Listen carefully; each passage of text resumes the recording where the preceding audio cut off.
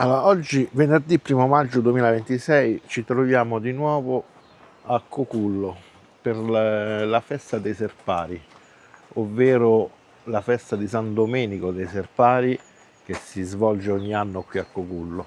Eravamo già venuti qui a Cocullo in una delle nostre prime uscite, trovate il video nel nostro canale, e in quell'occasione ci avevano giusto detto di questa festa e ci eravamo ripromessi di venirci. Come potete vedere la via camper è pienissima. Nella nostra precedente visita c'eravamo solo noi e oggi non c'è posto neanche per parcheggiare una bicicletta.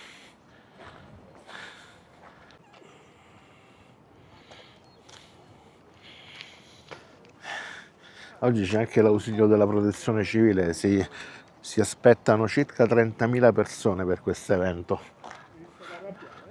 Ci aspettano... C'è la cosa più brutta del mondo, le pale eoliche. Sì, diciamo le pale eoliche è una fobia di Francesca che purtroppo ci possiamo fare nulla.